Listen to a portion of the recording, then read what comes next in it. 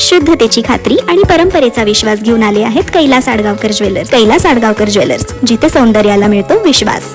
नाशिक शहरातील अंबड MIDC परिसरातील उद्योग क्षेत्रात महत्त्वाची भूमिका बजावणाऱ्या अंबड मॅन्युफॅक्चर असोसिएशन आयमाच्या निवडणुकीसाठी आज सकाळी मतमोजणी प्रक्रिया पार पडली आणि या निवडणुकीत अध्यक्षपद आणि खजिनदार पदासाठी 2 महत्त्वाच्या जागांसाठी मतदान घेण्यात आले होते. या निवडणुकीत उद्योग एकता पॅनलचे अध्यक्षपदाचे उमेदवार राजेंद्र पानसरे आणि खजिनदार पदाचे उमेदवार अविनाश बोडके यांनी विजय मिळवला. याबाबतची अधिकृत माहिती निवडणूक निर्णय अधिकारी प्रकाश ब्राह्मणकर यांनी दिली. उद्योजक मित्रांनो, नुकताच आयमा निवडणूक 2026-28 पार पडलेली आहे.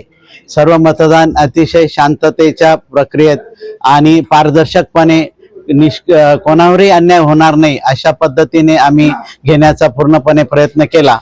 त्यामध्ये आता आमच्या हाती आलेल्या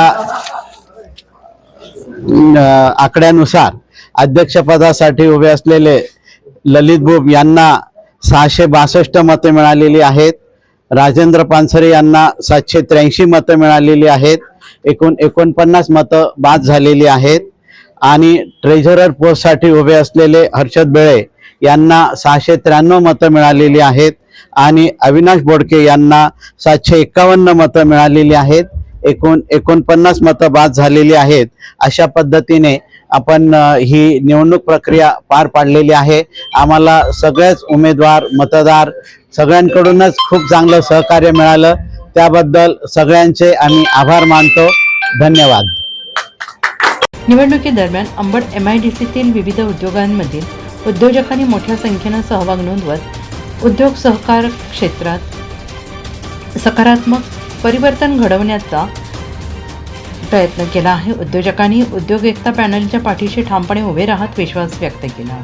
या विजयानंतर नवनिर्वाचित अध्यक्ष राजेंद्र पानसरे, खजिनदार अविनाश बोडके यांनी भावना व्यक्त करत सांगितले की उद्योजकांनी दाखवलेल्या विश्वासाला आम्ही पूर्ण न्याय देऊ.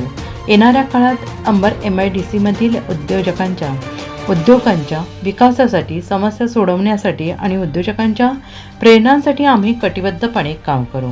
विजयाबद्दल काय सांगा? या विजयाबद्दल आमचे मार्गदर्शक श्री पानसरे साहेबांनी माझ्यावर ज्यावेळेस ही जबाबदारी दिली की अविनाश आपल्याला अशा पद्धतीने करायचंय, तर मी माझं मागेच ज्यावेळेस माझे काही मॅनिफेस्टो होता त्यावर सरांच्या मला मी एकच सांगितलं की मी ट्रेझरर या पदासाठी अध्यक्षांना मी मागेच सांगितलं की अध्यक्षांना ही संस्था चालवायची आहे. मी त्यांच्या मार्गदर्शनाखाली काम करणार आहे आणि जे कोणी जनरल सेक्रेटरी असतील त्यांना ती पुढे न्यायची आहे आणि ॲज अ ट्रेझरर मला ती टिकवायची आहे. या पद्धतीने मी हे सर्व काम त्यांनी आणि माझ्या सर्वसामान्य उद्योजक असतील यांनी जो आमच्यावर विश्वास टाकला, आम्ही त्यांच्या विश्वासाला कुठेही तडा जाऊ देणार नाही.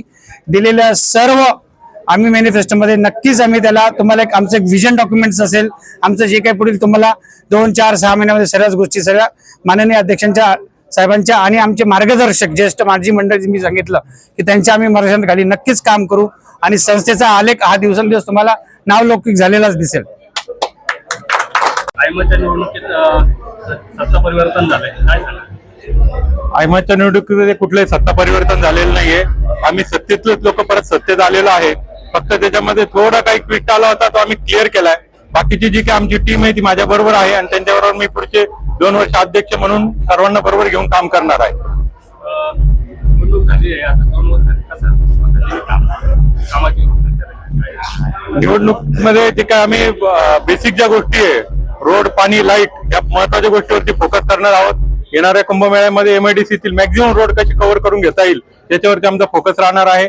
बाकी लाईट, पाणी आणि सर्वात महत्वाचं जे काही बेसिक गोष्टी आहे ज्याच्यामध्ये जसं आमचं सांडपाणी याच्या गटार योजनेसाठी महत्वाचा एक टप्पा आहे त्याचा पाठपुरावा करणार आहे. ही निवडणूक खूप छान झाली. त्याच्यामध्ये मी आणि अविनाश हा फक्त चेहरा होतो, पण आमच्या मागे भरपूर लोक होते. जसं एक अर्जुन असतो आणि त्याला गाईड करणारे कृष्ण असतात, एक कृष्ण नसताना माझ्या मागे असंख्य कृष्ण होते. त्याच्यामध्ये आम्हाला मुख्यतः सांगायचं झालं तर संजय महाजन हा मनुष्य काय आहे याच्याबद्दल 2 शब्दात सांगणं मुश्किल आहे. तर त्या माणसाने हे जे काही मायक्रो प्लॅनिंग केलं होतं आणि आम्ही जे काही सर्वांनी मिळून एकत्रित माझ्या टीमनी, माझ्या मागे असलेल्या लोकांनी मला जो सपोर्ट दिला त्यातनं हे यश शक्य झालेलं आहे. या निकालानंतर संपूर्ण औद्योगिक वर्तुळात आनंदाचं वातावरण पाहायला मिळत आहे. सर्व उद्योजकांनी नवनिर्वाचित पदाधिकाऱ्यांचे अभिनंदन करत त्यांच्या पुढील वाटचालीसाठी मनपूर्वक शुभेच्छा दिल्या. NCN न्यूजसाठी सचिन दिवटे, नवीन नाशिक.